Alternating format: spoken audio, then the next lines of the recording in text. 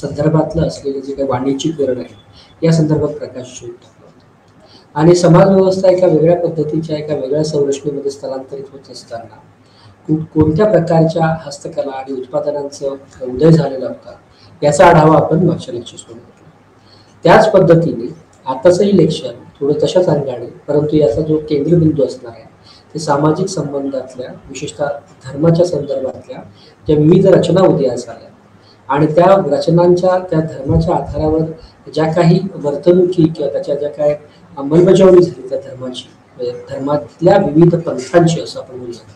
कारण धर्माचा उदय हा खरं तर प्राचीन भारतापासूनच उदयाला तो आलेला आहे.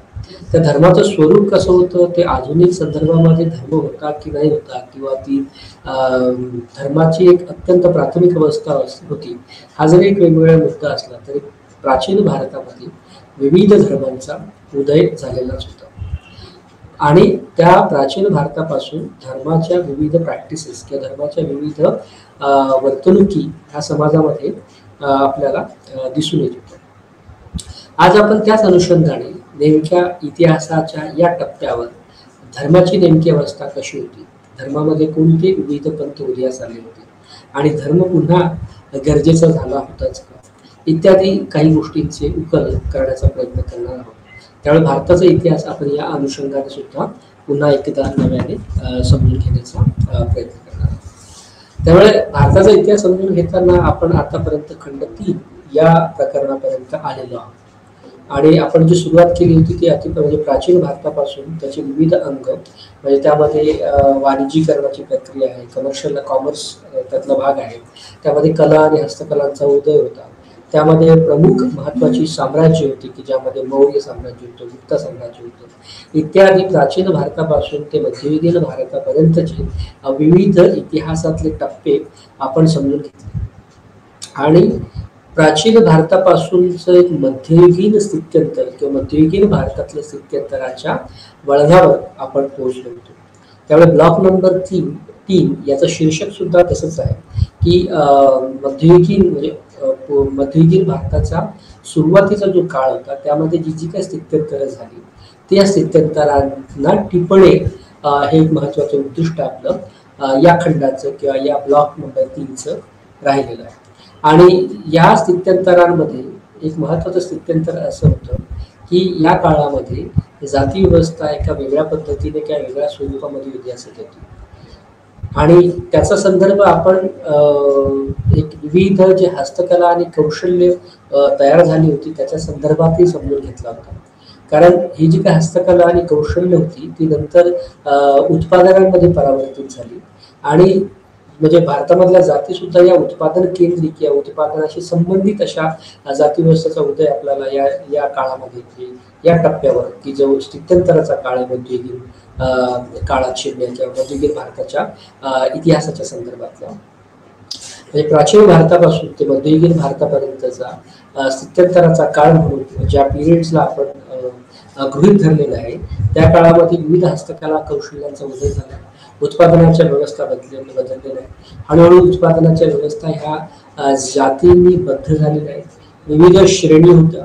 त्यामुळे त्या काळातला श्रौत स्मार्त धर्म असा तो उदयास आलेला होता की जो उत्पादकांची सुद्धा विभागणी करत होता. कारण उत्पादन विशिष्ट पद्धतीने उत्पादन घेणे हे विशिष्ट समूहाचं किंवा जातीचं बंधनामध्ये उत्पादन अडकलेलं आपल्याला दिसून येतं. त्यामुळे हस्तकला किंवा कौशल्य हे फक्त क्राफ्ट्स किंवा आर्ट्स सुद्धा रूपांतर या काळामध्ये या स्थित्यंतराच्या काळामध्ये आपल्याला होत गेलं.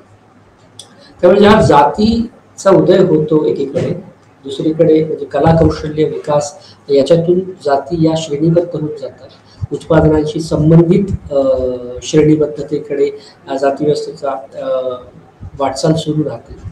पण त्या अशा काळामध्ये जेव्हा एक जात एक रिजिड किंवा एक कट्टर किंवा एक अशी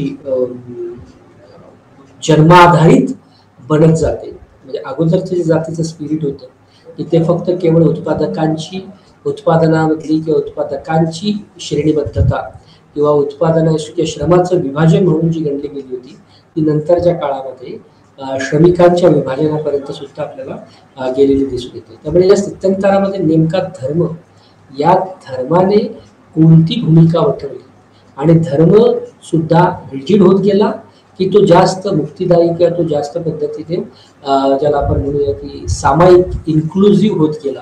हे दोन महत्वाचे प्रश्न आपल्याला या टप्प्यावर विचारले गेले पाहिजे. कारण यानंतरच्या काळामध्ये म्हणजे स्थित्यंतराच्या काळाच्या नंतर आपला संपूर्ण इतिहासाकडे बघण्याचा जो दृष्टिकोन आहे तो बदलतो. कारण मध्ययुगीन कालखंडाची जेव्हा सुरुवात होते तेव्हा मध्ययुगीन कालखंडाचे संदर्भ या इतिहासाला लागतात आणि त्यामुळे स्थित्यंतराच्या काळामध्येच या गोष्टीचा उहापोह करणं की या गोष्टींबद्दल स्पष्टतेचं आकलन करून घेणं हे एक महत्वाचं उद्दिष्ट आहे. त्यामुळे असं जात ही श्रेणीबद्ध होत गेली हस्तकला, कलाकौशल्य आणि उत्पादनाची व्यवस्था. उत्पादनाची व्यवस्था जेव्हा जाती व्यवस्था होत जाते ओके त्या काळात ती श्रमिकांचं सुद्धा विभाजन करायला लागते आणि जन्म आधारित बनते आणि समाज चाली रीती रूढी या सुद्धा बदलायला लागतात. कारण प्रत्येक जातीची किंवा समूहाची त्यांची स्वतःची धर्माची कल्पना होती, त्यांच्या स्वतःच्या धर्मश्रद्धा होत्या, त्यांच्या स्वतःच्या धर्मानुसारच्या किंवा त्या श्रद्धेनुसारच्या समूहाच्या वर्तणुकी होत्या, वर्तन होतं. या सगळ्यांमुळे जो एक लार्जर एक मोठे किंवा मेटा रिलिजन होते किंवा महत्वाचे धर्म होते की ज्यामध्ये हिंदू धर्म आहे, बौद्ध धर्म आहे, जैन धर्म आहे, या याचं नेमकं काय झालं ओके की त्यामध्ये सुद्धा अशी विविध पंथ उदयास आले. हा एक महत्वाचा कळीचा प्रश्न या स्थित्यंतराच्या कालखंडामध्ये उभा राहतो.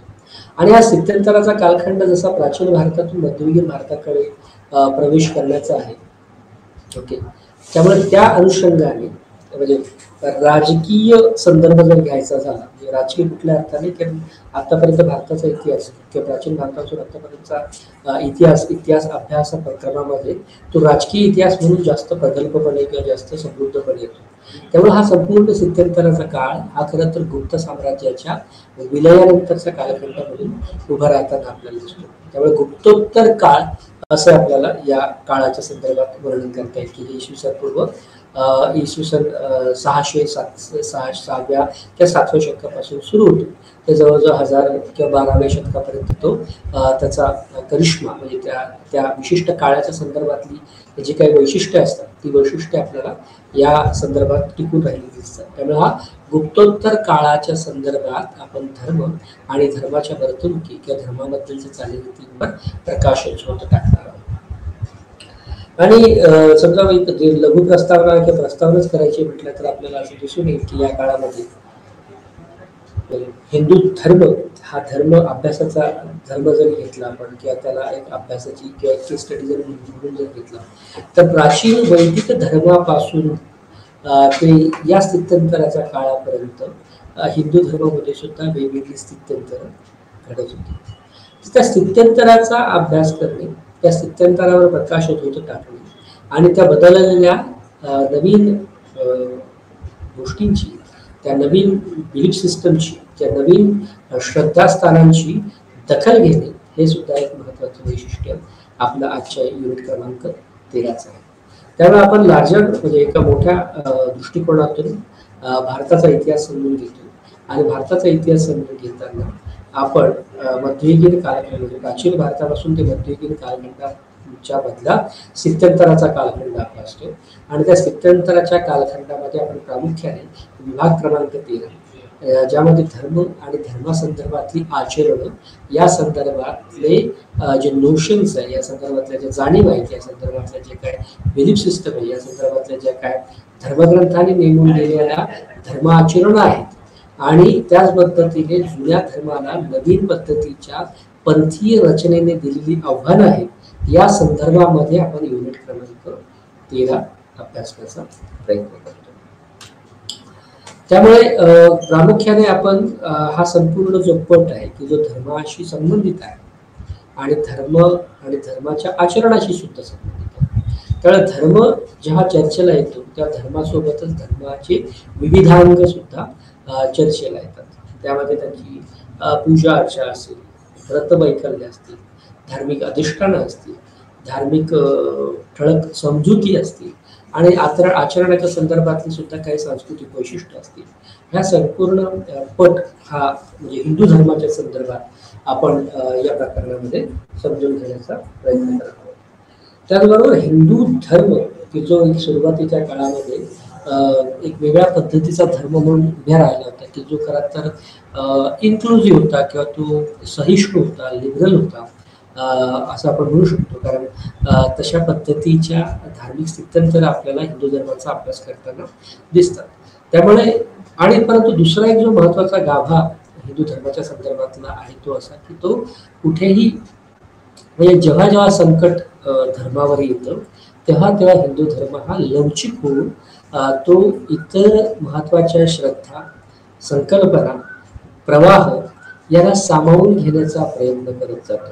आणि त्यामुळे एक वेगळ्या पद्धतीचा सांस्कृतिक संघर्ष जरी आपल्याला धार्मिक परिप्रेक्षकामध्ये दिसत असला तरी सुद्धा त्याला यशस्वी पद्धतीने किंवा त्याला एक वेगळ्या पद्धतीने लवचिकता आणून हिंदू धर्म इतर इतर पंथांना सुद्धा अकोमोडेट किंवा सामावून घेत हिंदू धर्माची जी काही वाट आहे ती अत्यंत अशी विस्तृत करण्याचा प्रयत्न आपल्याला दिसतो. आणि त्याच पद्धतीचं किंवा त्या संदर्भामध्येच आपण इतर जे महत्वाचे पंथ या काळात उदयाला आले की जे गुप्त साम्राज्याच्या काळाच्या संदर्भात किंवा गुप्तोत्तर साम्राज्याच्या काळाच्या संदर्भात एक वेगळ्या पद्धतीच्या धार्मिक प्रतिक्रिया या तथाकथित किंवा कट्टरपंथीय किंवा एक विशिष्ट पद्धतीच्या ढाच्यामध्ये हिंदू धर्म उभा राहत होता, तर त्याला एक वेगळ्या पद्धतीच्या सांस्कृतिक आणि धार्मिक प्रतिक्रिया धर्मांतर्गतच उभ्या राहिल्या.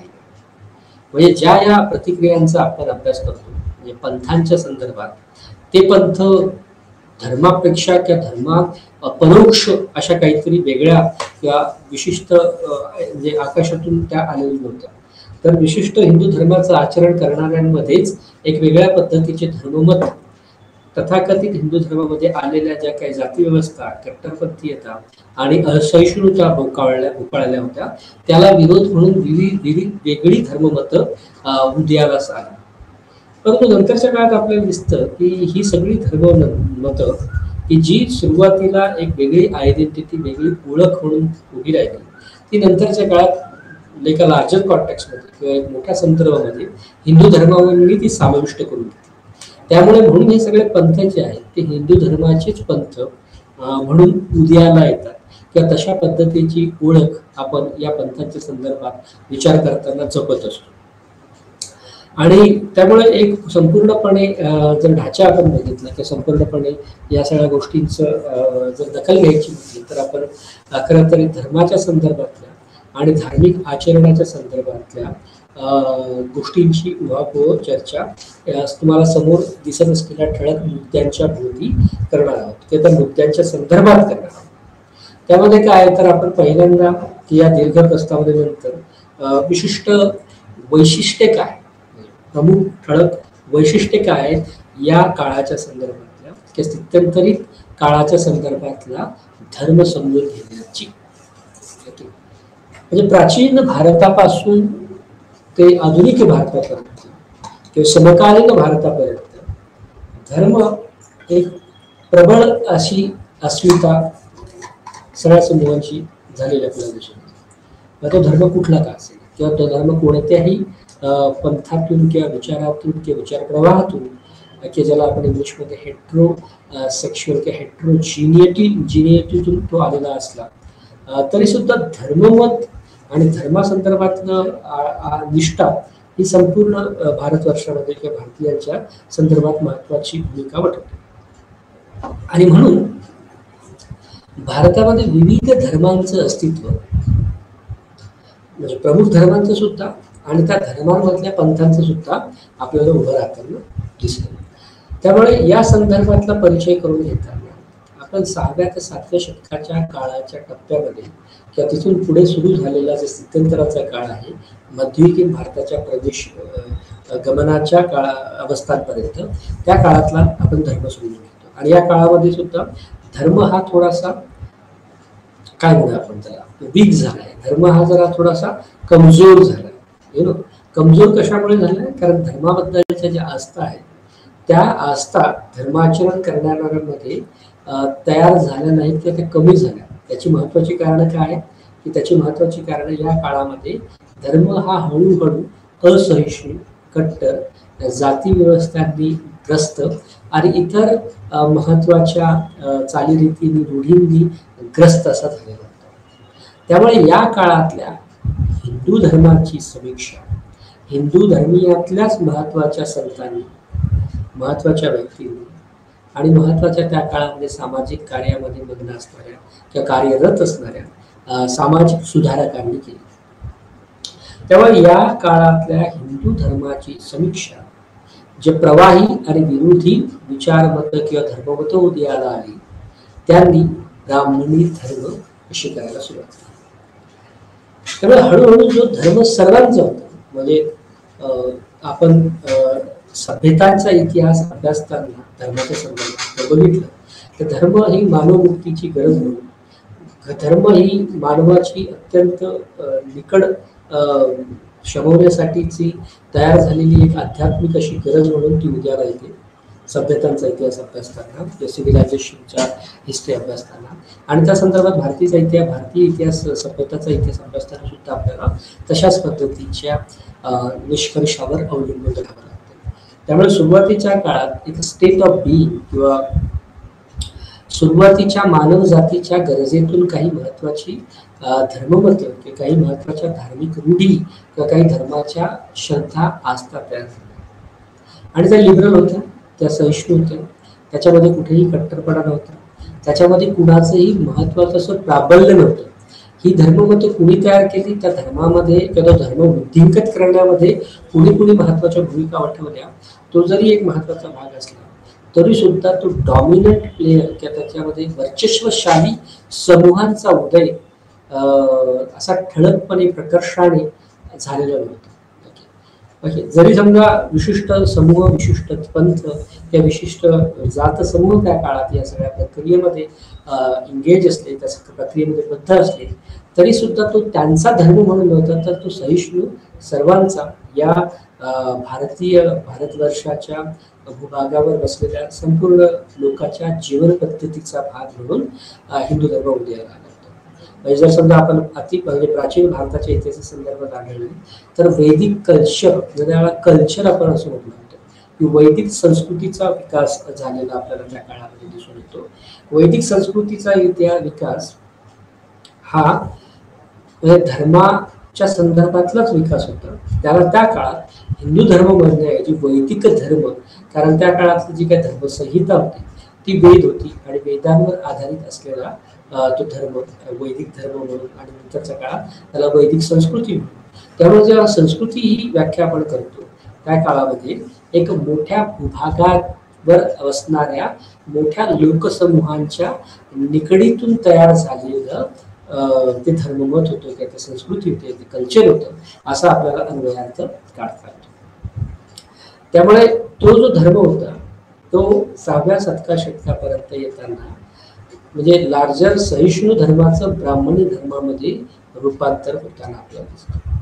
त्यामुळे या अवस्थेतल्या हिंदू धर्माला ब्राह्मणी धर्म का म्हटलं, त्याचा उहापोह आपण 13.2ची जी प्रत्यक्ष पीपीटीची स्लाइड बनवू त्यामध्ये आपण अभ्यास करतो. परंतु या काळामध्ये हिंदू धर्मावर विशेषतः ब्राह्मणी धर्मासमोर एक मोठी आव्हानं तयार झाली आणि त्या आव्हानातून पुन्हा एका वेगळ्या स्थित्यंतराकडे या धर्माला जावं लागलं.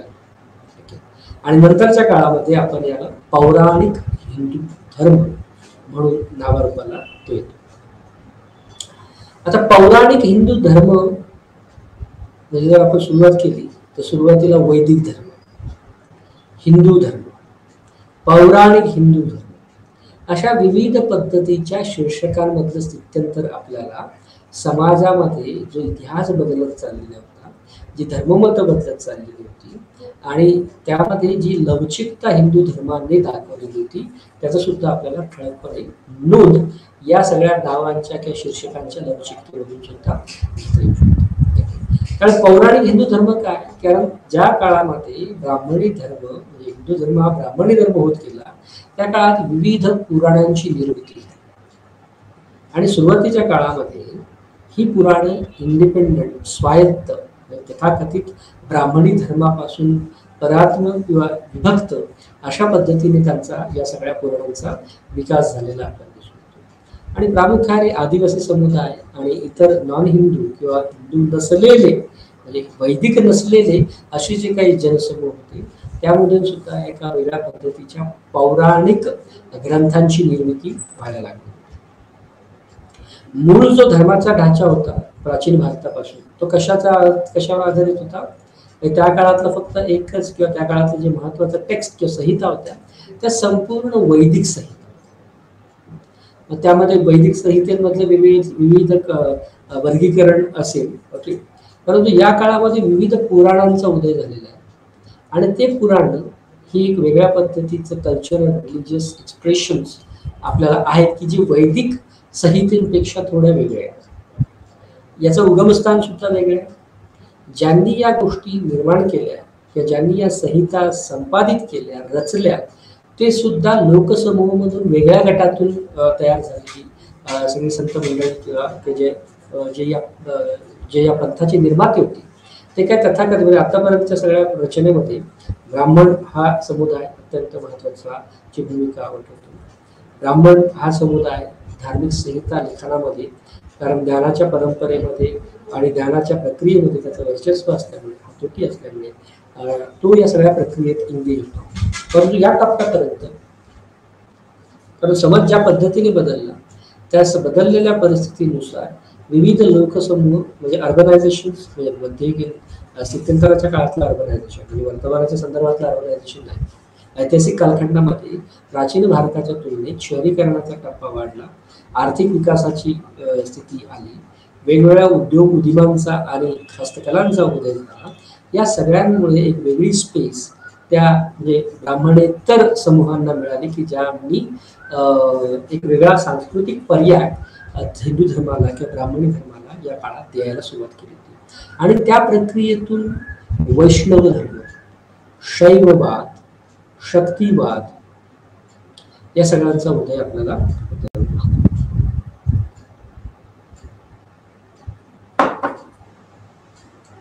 त्याचबरोबर भक्ती चळवळ. भक्ती ही देवाशी संबंधितच आहे किंवा देवाचं आणि भक्ताचं नातं त्या भक्ती चळवळीतून उभी राहते. परंतु भक्ती चळवळीचा जो कालखंड आहे तो थोडासा मध्ययुगीन प्रक्रियेत म्हणजे 12व्या 13व्या शतकामध्ये पर्यंत तो जातो. कारण सुरुवातीलाच ब्राह्मणी धर्माला हिंदू धर्माच्या अंतर्गतच किंवा ब्राह्मणी धर्माच्या अंतर्गतच वेगळ्या उठावाला, वेगळ्या पद्धतीच्या धर्ममताला, वेगळ्या पद्धतीच्या धर्म जाणीवेला सामोरं जावं. आणि 12व्या शतकामध्ये पुन्हा एक वेगळ्या पद्धतीची रिजिडिटी त्या सगळ्या धर्मव्यवस्थांमध्ये म्हणजे वैष्णव धर्म, शैव धर्म, शक्तिवाद या सगळ्यांना इनकॉर्पोरेट करून सुद्धा या सगळ्यांना लार्जर हिंदू धर्मामध्ये सामायिक करून सुद्धा ज्या उरलेल्या उणीवा राहतात त्या उणीवा दूर करण्याचं काम भक्ती चळवळ आपल्याला करते. त्यामुळे वेगळ्या पद्धतीच्या कास्ट, जेंडर आणि क्लास या संदर्भात जर आपण या विविध धर्मांना किंवा पंथांचा उदय बघितला तर आपल्याला असं दिसून येतं की भारताचा जो सांस्कृतिक इतिहास आहे तो एक वेगळ्या पद्धतीने दोन समूहांमधल्या बंडांचा आणि विरोधाभासाचा सुद्धा इतिहास आहे. ओके. त्यामुळे तिथली एकता ही प्राचीन कालखंडापासून अविरतपणे चालत आलेली आणि विविध टप्प्यांवर सत्ता संघर्षामध्ये बद्ध असलेली अशी सामाजिक रचना त्याचा उदय आपल्याला होता दिसतो. कारण भक्ती चळवळ ही सुद्धा ज्या काळात ब्राह्मणी धर्माने पुन्हा डोकेवर काढलं होतं त्या ब्राह्मणी कट्टरतावादाला एक प्रतिक्रिया म्हणून परंतु बाहेरून नसले अंतर्गतच प्रतिक्रिया म्हणून सुधारणावादी चळवळ म्हणून त्याच्याकडे आपल्याला बघता येऊ शकतं. त्यामुळे शाक्त, शक्ती, तंत्र, वैष्णव, शैव, ओके, हे सगळे महत्वाचे म्हणजे आता वर्तमाना संदर्भात हिंदू धर्माचे महत्वाचे अंग मानले जातात. परंतु ज्या काळात या सगळ्या पंथांचा उदय झाला होता तर ते पंथ हे खरं तर त्यांची एक स्वायत्त अस्मिता म्हणून उभी राहिली. परंतु हिंदू धर्मातली लवचिकतेमुळे त्या सगळ्या स्वायत्त पंथांना धर्म या लार्जर किंवा मेटा नेरेटिव्हमध्ये त्यांना सामायिक करून घेण्याचं कौशल्य या काळातले जे काही धार्मिक वर्चस्ववादी किंवा धार्मिक धर्म ज्यांच्या हातात होता त्यांनी करून दाखवलं की त्यांनी ते सगळं सामायिक करण्याचं कौशल्य दाखवलं आणि त्यामुळे धर्म म्हणजे हिंदू धर्म हा अनादी काळापासून म्हणजे जोपर्यंत आपल्याकडे ज्ञात इतिहास आहे, मग तो प्रागैतिहासिक असेल किंवा प्री हिस्ट्री पासूनच्या आतापर्यंत जो काय ऐतिहासिक दाखले आहेत, या सगळ्या दाखल्यांमध्ये आपल्याला धर्म हा एक महत्वाची भूमिका वठवताना दिसून येतो. त्यामुळे या सगळ्या विवेचनामध्ये आतापर्यंतच्या म्हणजे दीर्घ प्रस्तावना आपण म्हणू शकतो, पण या सगळ्या विवेचनांमध्ये एक महत्वाचा जो काही क्रक्स आहे म्हणजे एक महत्वाचा जो काय आशय आहे तो मांडलेला जातो. तरी सुद्धा एक परंपरा म्हणून किंवा एक रूढार्थाने या व्याख्यानाचं स्वरूप म्हणून जी काही महत्वाची उद्दिष्ट डिझाईन केलेली आहेत किंवा उद्दिष्ट बाळगलेली आहेत त्या उद्दिष्टांची चर्चा करणं सुद्धा आपल्याला तेवढंच महत्वाचं.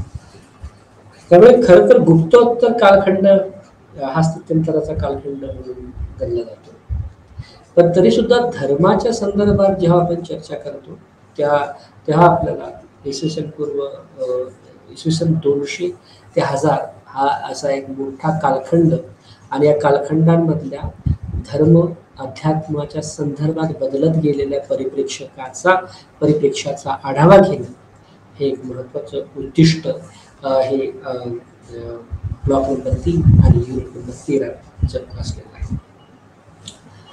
या काळापर्यंत किंवा याच काळामध्ये विशेषतः इसवी सन 2 ते इसवी सन 1000 या कालखंडामध्ये आपल्याला पौराणिक हिंदू धर्माचा विविध स्वरूपामध्ये उदय होताना दिसतो. त्यामुळे हिंदू धर्म आणि पौराणिक हिंदू धर्म एक वेगळ्या पद्धतीच्या ची रचना आपल्याला या दोन्ही याच्यामध्ये आहे. म्हणजे जुना हिंदू धर्म, पौराणिक हिंदू धर्म, वैदिक हिंदू धर्म, त्याचा जरी आशय स्पिरिट जरी समजा एक असला तरी तो त्यातली लवचिकता दाखवतो आणि तो इतर समूहांना कशा पद्धतीने अब्सॉर्ब करतोय किंवा सामायिक करून धर्म म्हणूनच्या मान्यता अजून बुद्धिगत करताना आपल्याला या सगळ्या संदर्भामध्ये दिसतो. त्यामुळे पौराणिक हिंदू धर्माचा किंवा पुराणिक हिंदू धर्माचा या काळात उदय झालेला आहे, पण तो विविधांगी उदय. विविधांगी उदय का? कारण तो त्याला ज्या एक वेगळ्या धार्मिक प्रतिक्रिया म्हणजे कट्टर ब्राह्मणी धर्माला ज्या धार्मिक प्रतिक्रिया या काळात आलेल्या दिसतात त्या विविध समूहांतून आलेल्या आहेत. म्हणजे कुठे त्या ग्रामरचनेतून आल्या, कुठे त्या आदिवासी समुदायातून आल्या, कुठे त्या एक वेगळ्या पद्धतीच्या भक्तीच्या परंपरांतून आल्या आणि त्यामुळे वेगवेगळ्या पद्धतीचे पंथ धर्मामध्ये उदयाला आले. सुरुवातीच्या वैदिक काळामध्ये अशा पंथांचा बोलबाला नव्हता, अशा पद्धतीच्या पंथांची चर्चा नव्हती. कारण त्या सगळ्या संदर्भामध्ये वेद आणि वेदांत म्हणजे वेद आणि वेदांच्या संदर्भातले इतर जे काही महत्वाचे घटक आहेत त्या भोवतीच धर्माचं आचरण किंवा धर्माचं अधिष्ठान उभं असलेलं आपल्याला दिसून येतं. त्यामुळे विरोधी प्रतिक्रिया किंवा वेगळ्या पद्धतीचं धर्ममत असण्याचं काही कारणच नव्हतं. परंतु या काळामध्ये विविध पंथ उदयास आले की ज्यांनी ब्राह्मणी हिंदू धर्माला विरोध केला आणि हे विविध म्हणजे ते त्याच्या लोकेशन्स पासून विविध, ते त्याच्या धार्मिक रचनेपासून विविध, ते त्याच्या वेगळ्या सांस्कृतिक परिप्रेक्ष्याच्या संदर्भात वेगळ्या पद्धतीची धर्ममत म्हणून या सगळ्या वैष्णव, शैव, शाक्त या परंपरांना गणले गेले. आणि त्यामुळे ह्या परंपरा ज्या विविधांगी आहेत त्या हेट्रोजिनियस आहेत आणि त्यामुळे त्या हेट्रोजिनिटीमुळे याला पौराणिक हिंदू धर्माचा विविध फॉर्म किंवा विविध स्वरूप असं म्हटलं गेलं. तर या ह्या सगळ्या स्वरूप जे विविधतेचं ते विविधतेचं स्वरूप समजून घेणं हे सुद्धा एक महत्त्वाचं उद्दिष्ट आहे. सांस्कृतिक प्रतिकाराचा किंवा वेगळ्या पद्धतीच्या धार्मिक पंथांचा उदय होण्याचा एक टप्पा जो 6व्या शतकाला सुरू होतो आणि की ज्यामध्ये वैष्णवांची निर्मिती होते, शैववादाची निर्मिती होते, शाक्त परंपरेची निर्मिती होते, तो झाल्याच्या नंतर 12व्या शतकामध्ये एक वेगळ्या पद्धतीचा पुन्हा एक सांस्कृतिक संघर्ष धर्माच्या अंतर्गतच उभा राहतो आणि त्याला भक्ती चळवळ वाचा फोडण्याचं काम करते. त्यामुळे भक्ती चळवळ ही कोणत्या परिप्रेक्षकातून उभी राहिली, प्रेक्षातून उभी राहिली, किंवा त्याची सामाजिक राजकीय पार्श्वभूमी काय होती. त्यामुळे ज्या ज्या परिस्थितीतून ही भक्ती चळवळ उभी राहिली ती परिस्थिती समजून घेणं हे सुद्धा एक महत्वाचं वैशिष्ट्य, उद्दिष्ट आपल्याला समजून घेता येईल. शाक्त, शैव, वैष्णव या आणि भक्ती या सगळ्या परंपरांसह इतर अनेक पंथ उदयास आले. त्यातला एक महत्वाचा म्हणजे शाक्त परंपरांसोबतचा किंवा शक्तीच्या देवीच्या पंथासोबतचा एक महत्वाचा होतो तो तंत्रवाद, ज्याला असं म्हटलं गेलं, मिस्टिक रिलिजन्स, की ज्यामध्ये काही गुप्त गोष्टींच्या संदर्भातल्या जे धार्मिक रीती होत्या, चालीरीती होत्या, त्यामध्ये एक महत्वाचे रिच्युअल्स आपण त्याला असं म्हणूया, पण त्या संदर्भातली काही सिक्रेसी किंवा काही गुप्तता पाळली गेली अशा पद्धतीच्या काही धार्मिक रचना किंवा धार्मिक श्रद्धा आणि समजुती आपल्याला या काळामध्ये दिसून येतात, की जे ते तंत्रवादाच्या संदर्भात आपल्याला या गुप्त गोष्टी किंवा या गुप्त धार्मिक चालीरीती समजून येतात. आणि हे गुप्त का, गुप्त म्हणजे सिक्रेसी या अर्थाने, म्हणजे काही किंवा तंत्र या अर्थाने, म्हणजे आपल्याकडे विविध धर्ममतांमध्ये आपण असं बघतच असतो की एक विशिष्ट धर्म संप्रदाय हा दुसऱ्या धर्म संप्रदायासारखा कदापि नसतो. इनफॅक्ट म्हणजे वास्तवामध्ये हिंदू धर्म त्याच्या विविध शाखा, या शाख्या आणि या सगळ्याचा जरी आशय हा थोडासा साधर्म्य साधणारा असला तरी त्याचं आचरण आणि त्याची अभिव्यक्ती ही काही ठिकाणी पूर्णपणे वेगळी, विविधांगी आणि बऱ्याच ठिकाणी विरोधाभासी आपल्याला भासते.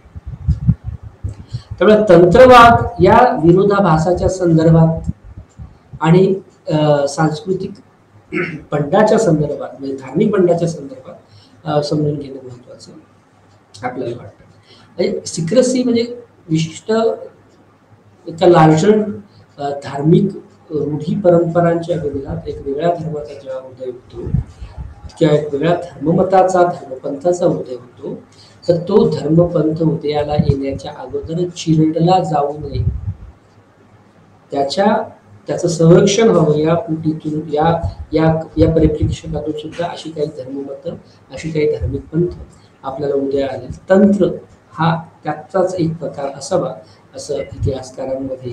आता ज्या काळाच्या संदर्भात, गुप्त काळापर्यंत आपल्याला म्हणजे सुरुवातीची एक फेज होती वैदिक कल्चर आणि लेटर वैदिक कल्चर. वैदिक कल्चरमध्ये थोडं ठीकठाक होतं. वैदिक कल्चरमध्ये पुन्हा ब्राह्मणी धर्म किंवा ब्राह्मण हा समूह या संपूर्ण धर्माच्या संदर्भातला एक वर्चस्वशाली, प्रभुत्वशाली समूह म्हणून उभा राहतो, की जो religious code of conduct define करतो किंवा एक धार्मिक संहिता अधोरेखित करतो आणि त्याचं अंमलबजावणी सुद्धा तो करायला लागतो. तर या हळूहळू हा धार्मिक जो वैदिक धर्म होता, त्या वैदिक धर्माला, की ज्याचं नाव जरी वैदिक असलं नंतरच्या काळामध्ये असलं तरी नंतरच्या काळात हळूहळू तो वैदिक धर्म हा ब्राह्मणी धर्म म्हणून उभा राहताना आपल्याला दिसतो. तर हा जो काळ आहे तो काळ आहे इसवी सन पूर्व 6व्या शतकातला.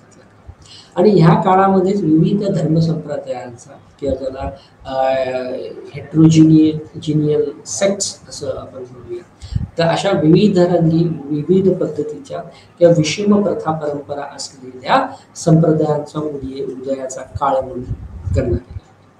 कारण प्राचीन जो वैदिक धर्म होता तो ब्राह्मणी धर्म झालेला होता, कारण त्यामध्ये दोन महत्वाच्या गोष्टी होत्या. एक होतं यज्ञ, दुसरं होतं बळी, म्हणजे बळी किंवा सॅक्रिफायसेस किंवा अश्वमेध यज्ञ, राजसूय यज्ञ इत्यादी इत्यादी, की ज्यामध्ये बळीच्या परंपरा किंवा बळीच्या प्रथा होत्या. परंतु या सगळ्यांमध्ये ह्या सगळ्या प्रथा परंपरा ज्या सुरुवातीच्या काळामध्ये म्हणजे सुवर्ण काळामध्ये ज्या महत्वाच्या मानल्या गेल्या, त्यांनी हळूहळू टीकेच्या भोवऱ्यात अडकायला लागल्या. कारण याच्या संदर्भात ब्राह्मणी धर्माची किंवा ब्राह्मणी समूहाची एक वेगळ्या पद्धतीची अर्थव्यवस्था उदयाला आलेली आपल्याला दिसून येते. आणि त्याच्यातून इतर जे समूह आहेत त्यांचं धार्मिक आणि आर्थिक अनुषंगाने शोषण होते की काय अशा पद्धतीच्या टीका आपल्याला या काळाच्या चर्चा विश्वामध्ये दिसतात.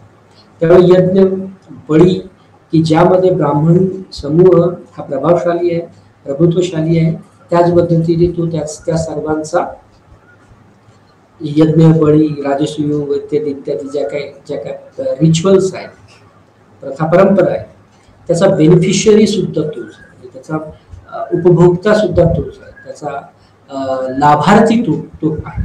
आणि त्यामुळे या सगळ्या रिच्युअल्स किंवा म्हणजे हळूहळू छान रिच्युअल्स जी होती ती कर्मकांडामध्ये बदलायला सुरुवात झाली.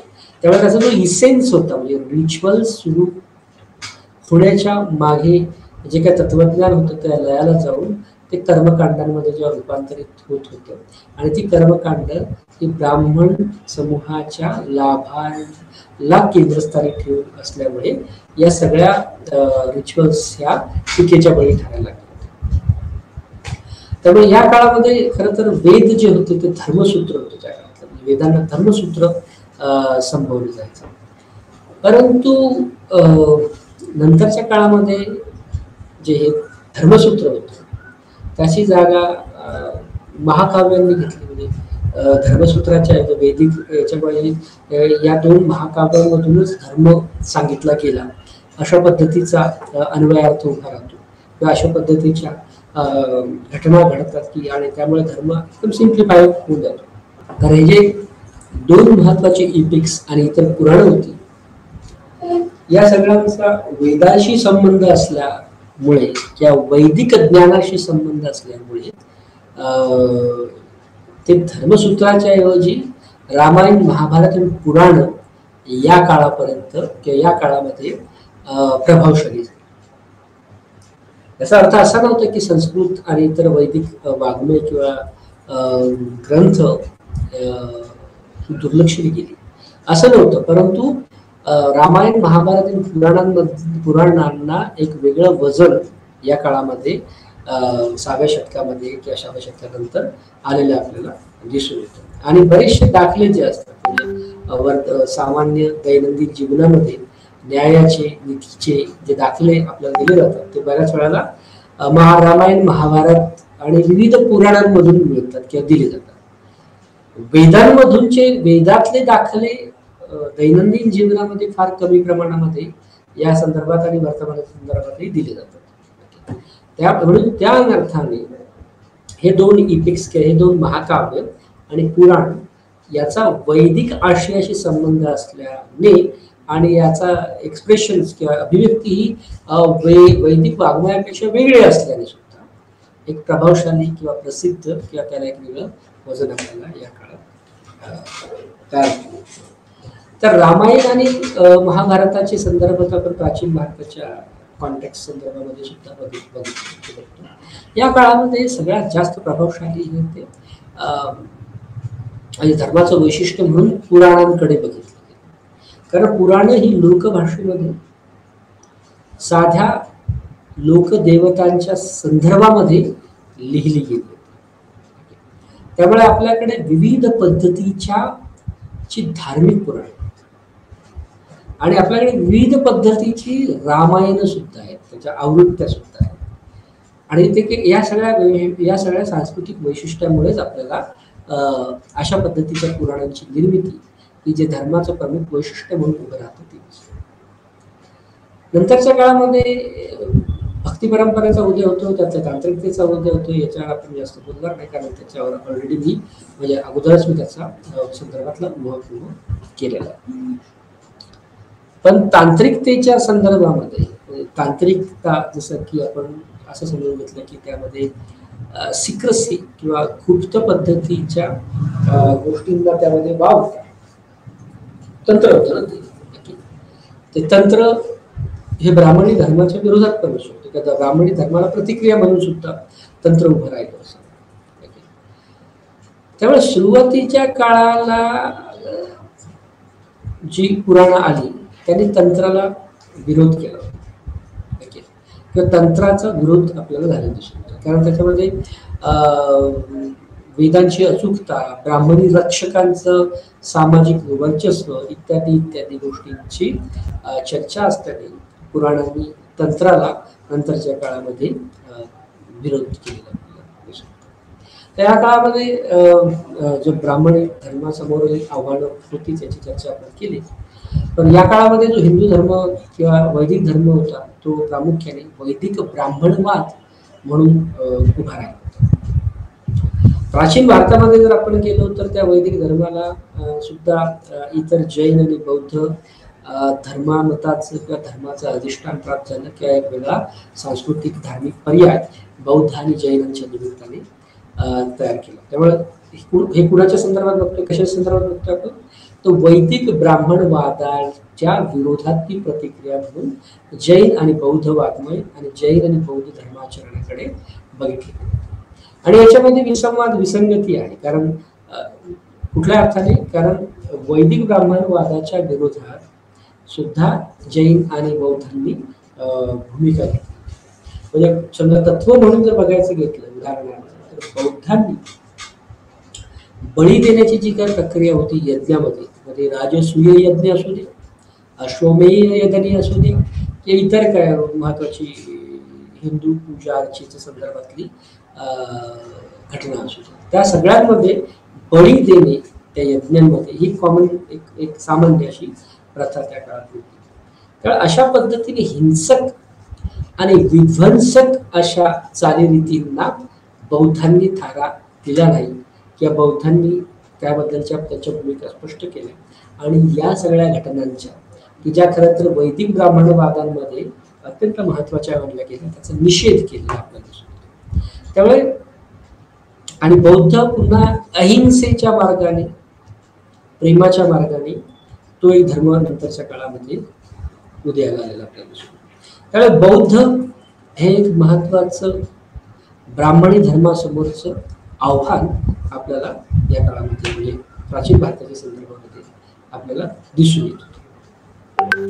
त्याच पद्धतीने जर समजा राजकीय, कारण आपला जो कालखंड आहे तो 200 ते 1000 वर्षाचा आहे, त्यामुळे आपण पुन्हा परत मागे जातो, गुप्ताच्या अगोदर जाण्याचा प्रयत्न करतो की अशा पद्धतीच्या प्राचीन भारतामध्ये कुठल्या पद्धतीच्या धार्मिक चालीरीती आणि धार्मिक आचरण होती, त्या संदर्भामध्ये धर्माला विविध पर्याय कशी उभी बौद्ध आणि जैनांच्या निमित्ताने. आणि राजकीय संदर्भामध्ये सुद्धा परत यावर भाष्य करायचं असं म्हटलं तर जी विविध राजे या काळामध्ये तयार झालेली होती त्या राजांनी सुद्धा या ब्राह्मणी धर्माला एक वेगळ्या पद्धतीने त्याचा निषेध नोंदवला किंवा त्यांच्या भूमिकांमुळे ब्राह्मणी धर्माचं नुकसान झालेलं आपल्याला दिसून येतं. त्यामध्ये मौर्य साम्राज्य जर आपण घेतलं तर याच्या मौर्य साम्राज्यावर सुद्धा एक अशी टीका केली जाते की मौर्य साम्राज्यामुळे सुद्धा महत्वाचं धर्माचं म्हणजे मौर्य साम्राज्यामुळे इतर धर्मांना रक्षण मिळालं, परंतु हिंदू किंवा वैदिक धर्म किंवा आतापर्यंतच्या सगळ्या राजकीय प्रक्रियेमध्ये वैदिक धर्म हा राजाश्रय, वैदिकांना राजाश्रय मिळणारा असा तो धर्म. पण मौर्यांची जी लिबरल पॉलिसी होती, मौर्य साम्राज्याचं जे काही उदारमतवादी धार्मिक धोरण होतं त्या धार्मिक धोरणांमुळे सुद्धा ब्राह्मणी धर्माचं एक मोठं नुकसान झालेलं. त्यामुळे सम्राट अशोक म्हणजे राजकीय परंपरेच्या किंवा राजकीय इतिहासाच्या संदर्भात धर्म समजून घेतला तर एक महत्वाचा शक्तिशाली सामर्थ्यशाली असा सम्राट अशोक त्याने नंतर तो हिंदू पासून फारकत घेऊन हिंदू धर्ममतापासून फारकत घेऊन तो त्याने बौद्ध धर्माचा स्वीकार केला. चंद्रगुप्त मौर्य तो त्याने जैन याच्यामध्ये तो परावर्तित झाला, जैन प्रथा परंपरांमध्ये तो जैन धर्ममत त्याने स्वीकारला. आता पुराण जी या काळातली तयार झाली होती त्या पुराणांमध्ये या सगळ्या राजांचं वर्णन एक शूद्र राजे आणि हा जो काळ आहे, जो काळ या ब्राह्मणी धर्माला अरिष्ठात टाकतो त्या काळाला कलियुग असं संबोधलं. त्यामुळे कलियुगाची व्याख्या ही जरी वेगळी असली तरी या प्रकरणाच्या संदर्भात ब्राह्मणी धर्मासमोर जे अरिष्ट तयार झालं त्या तो काळ कलियुगाचा काळ. कशाच्या नुसार याला आधार काय तर पुराणांमध्ये या सगळ्या अशा विविध धर्ममत असणाऱ्या राजांना क्षुद्र राजे आणि ज्या काळामध्ये हे इतर धर्म उभे राहतात आणि ब्राह्मणी धर्म अरिष्टग्रस्त होतो त्या काळाला कलियुग असं संदर्भ दिला. त्यामुळे आणि त्याच पद्धतीने राजकीय संदर्भामध्ये जर समजा आपण राजकीय इतिहास संदर्भात जर बघितलं तर या काळामध्ये बरेचसे परकीय राज्यकर्ते सुद्धा भारताच्या भूभागावर आक्रमण करण्याचा प्रयत्न करत होते किंवा त्यांनी स्थलांतराच्या माध्यमातून या सगळ्या भूभागावर आपलं अधिसत्ता किंवा आपलं वर्चस्व प्रस्थापित करण्याचा प्रयत्न करत होते. ओके, ज्यामध्ये ग्रीक होते, शक होते, पहलव होते, या शिवाय शक, कुशाण, हुन, इतर महत्वाचे की जे दक्षिण आशियामधून मध्य आशियामधून या प्रदेशात येत होते. या सगळ्यांनी ज्या राज्यकर्ते ते इथले बनले विविध भूभागांचे, त्या काळात त्यांनी विविध धार्मिक प्रथांचं रक्षण करण्याचं धार्मिक धोरण स्वीकारलं आणि त्यामुळे सुद्धा ब्राह्मणी धर्मासमोर एक वेगळे आव्हान उभे राहिलेले आपल्याला दिसत. त्यामुळे जर समजा या काळाला आपण पकडण्याचा प्रयत्न केला किंवा या संदर्भातल्या म्हणजे धार्मिक संदर्भातलं जर आकलन करण्याचा प्रयत्न केला तर हा काळ हा विद्यमान काळ त्या काळातला म्हणजे 6व्या शतकाच्या किंवा या सगळ्या 200 ते 1000 शतकाच्या मधला जो काळ होता तो वैदिक ब्राह्मणवादातून पुराणिक हिंदू धर्माकडे संक्रमणाचा काळ म्हणून याच्याकडे बघितले जाऊ शकतो. आणि हे सुद्धा एक महत्वाचं संक्रमण आपल्याला दिसून येतं आणि हे संक्रमण सुद्धा आपल्याला धर्म म्हणून तो कशा पद्धतीने लवचिक आहे आणि इतर धर्मश्रद्धांना सुद्धा कसा तो हे करून घेण्याचा प्रयत्न करतोय, सामावून घेण्याचा प्रयत्न करतोय आणि सतत तो बदलत जातो असा त्याचा खरं तर गोषवारा आपल्याला सांगता येईल. कारण वैदिक ब्राह्मणवादातून हे पुराणिक हिंदू धर्माकडे स्थलांतराचा स्थित्यंतराचा या संक्रमणाचा काळ म्हणून आपल्याला या काळाकडे बघता येऊ शकतो.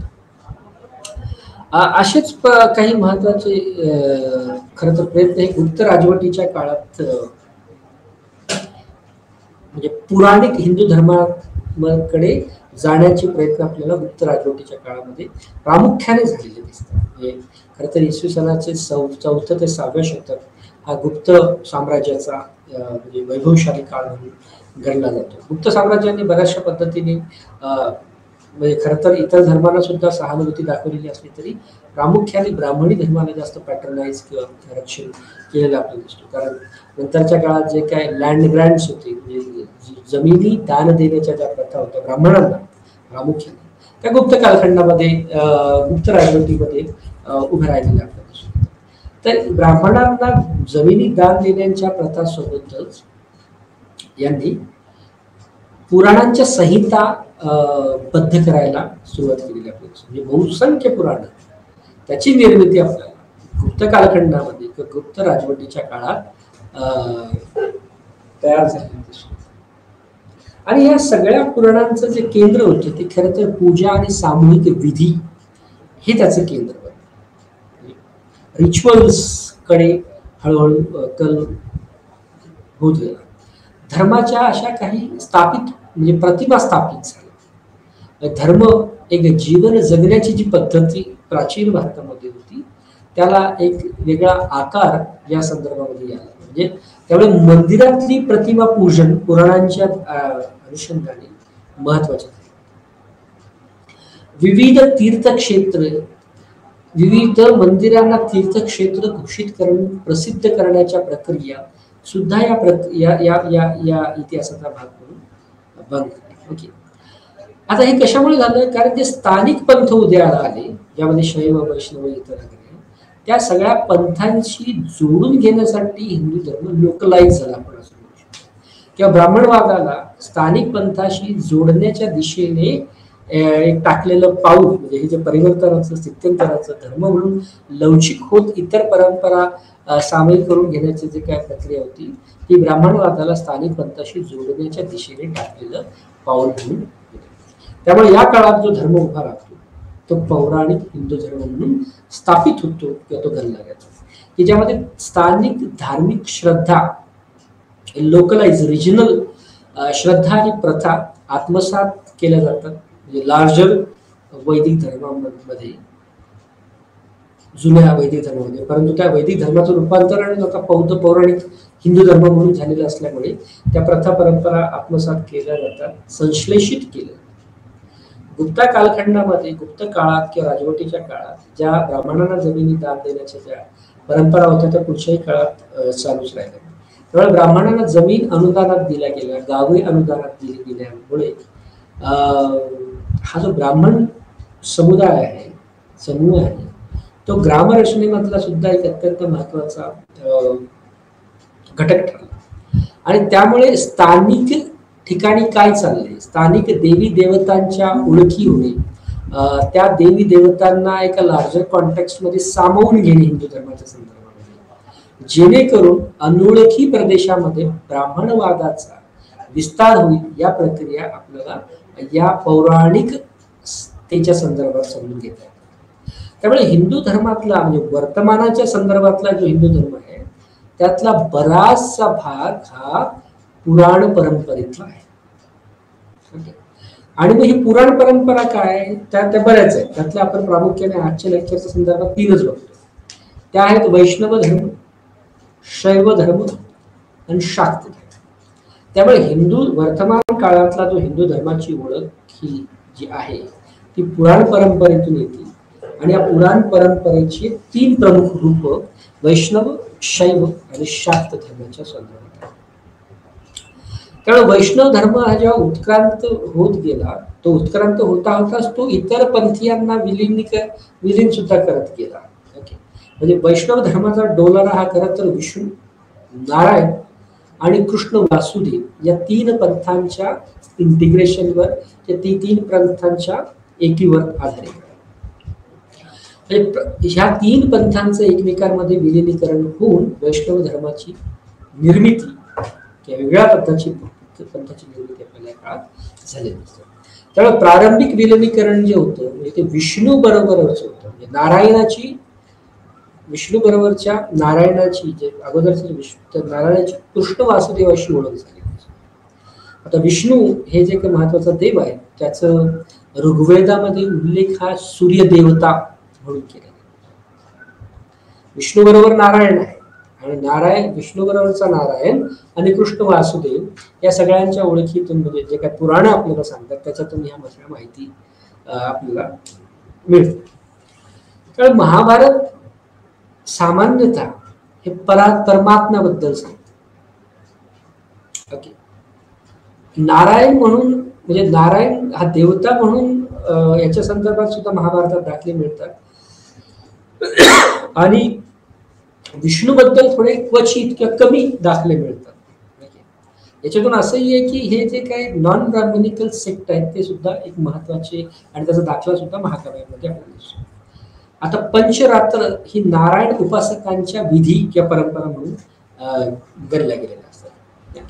आता महाभारताच्या संदर्भात आपल्याला कृष्ण हा वृष्णी कुळाचा प्रमुख असल्याचं महाभारत आपल्याला सांगतं. म्हणजे हे सगळे वैष्णव आहेत, सगळे वैष्णव जन, आणि त्या वैष्णव जनांचे देवतांचा इतिहास आपण बघतो. आता हा जो काय वैष्णव जन आहे की जे कृष्ण त्याचा एक महत्वाचा घटक आहे, तर तो भगवद्गीतेनुसार त्यांचा संबंध पांडवाशी दाखवते. त्यामुळे कृष्ण वासुदेवाचा पंथ हा नटशेल मध्ये काळाच्या ओघात नारायण विष्णू पंथाच्या सहवासात विलीन होताना आणि त्याच्यातून वैष्णव धर्माची निर्मिती. त्याचबरोबर विविध आदिवासी आणि अवैदिक देवतांचा सुद्धा विष्णू पंथामध्ये समावेश झाल्यामुळे वैष्णव धर्माचा प्रसार आणि प्रचार आपल्याला एका मोठ्या विभागावर किंवा एक मोठ्या रचनेमध्ये झालेला दिसतो. आणि म्हणून वैष्णव धर्माच्या संदर्भामध्ये कृष्ण हा अवतारणारा देव, विविध अवतार घेणारा देव म्हणून प्रकट होतो.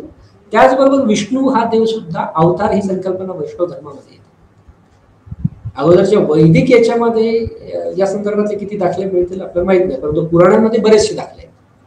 म्हणजे विष्णूचे जे 10 अवतार जे आपल्याला म्हटले जातात किंवा मानले जातात त्याची माहिती किंवा ते अवतार हे पुराणिक संहितेचाच भाग आहे. त्यामुळे विष्णू पुराण, की त्या पुराणांमध्ये विविध अवतारांची माहिती दाखले आपल्याला मिळतात. त्यामध्ये मत्स्य अवतार आहे, कुर्म अवतार आहे, वराह अवतार आहे, नरसिंह अवतार आहे, परशुराम अवतार आहे, राम अवतार आहे, कृष्ण अवतार आहे आणि बुद्ध आणि कल्की. कल्की हा खरं तर भावी अवतार म्हणून गणला गेला, याचा दाखला आपल्याला पुराणांमध्ये मिळतात. हा झाला वैष्णवांचा संदर्भ. आता शैव संदर्भामध्ये जर आपण बघितलं गेलं तर शैव हा खरं तर काश्मीरमध्ये उदयास आलेला पंथ आहे. म्हणजे शिवपंथामध्ये अवतार संकल्पनेला स्थान नाही, कारण शैव पंथ हा शिवाचा पंथ म्हणून गणला गेला. वैष्णव धर्मामध्ये किंवा वैष्णव पंथामध्ये अवतार संकल्पनेला महत्वाचं स्थान आहे. शैवामध्ये शिवा खर तर हा रुद्राचा अवतार सुद्धा आहे, किंवा रुद्र शोध घेता येतो, रुद्राच्या अंगाने शोध घेता येतो, की जो ऋग्वेदामध्ये रुद्राला फार महत्वाचं स्थान नाही, म्हणजे प्रमुख देवता म्हणून स्थान नाही. त्यामुळे शैव शिवा आहे पुन्हा ब्राह्मणी धर्मापेक्षा एक वेगळा पंथ.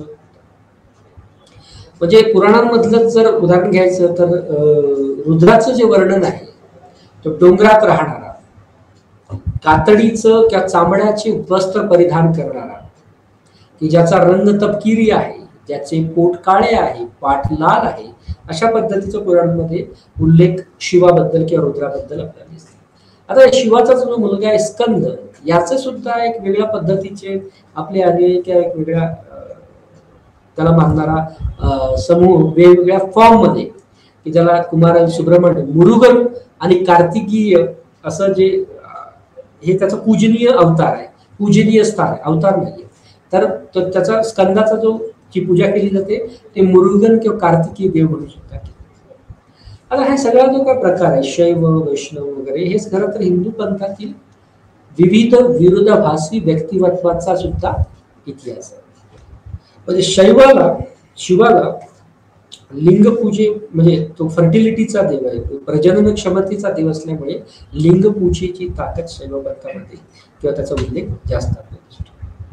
नंतरचा जो पंथ आहे तो शक्तिवाद, शाक्त परंपरेतून, की ज्यामध्ये खरं तर याची जी सुरुवात आहे ती देवता केंद्रित नाही. शक्तिवादाची सुरुवात कुठल्याही देवतेवर केंद्रित नाही. मुळात शाक्त ही स्त्री तत्वाची उपासना करणारा पंथ म्हणून शाक्त परंपरा आणि शक्तिवादाची सुरुवात होती. म्हणजे ती आपल्याला शक्तीचं, एनर्जीचं उदाहरण आपल्याला शक्तिवादामध्ये दिसतं.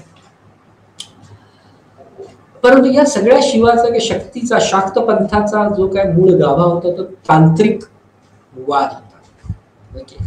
आणि शक्तिवादाचा प्रमुख ग्रंथ हा देवी भागवत पुराण ओळखला. या सगळ्या अशा विविध पद्धतीच्या धर्मपंथां या काळामध्ये उभे राहतात आणि हिंदू धर्म जो लार्जर वैदिक ब्राह्मणी धर्म होता तो या सगळ्यांना सामावून घेण्याचा सुद्धा प्रयत्न करतो, किंवा लोकलाइज ज्या काही डेटीज उभ्या राहतात होत होत्या त्याला अकोमोडेट सामायिक करून घेऊन पुन्हा एक स्वतःची रचना किंवा लवचिकता दाखवत एक वेगळ्या पद्धतीने या काळामध्ये अशा पद्धतीच्या धार्मिक प्रथा, परंपरा आणि धार्मिक आचरण आपल्याला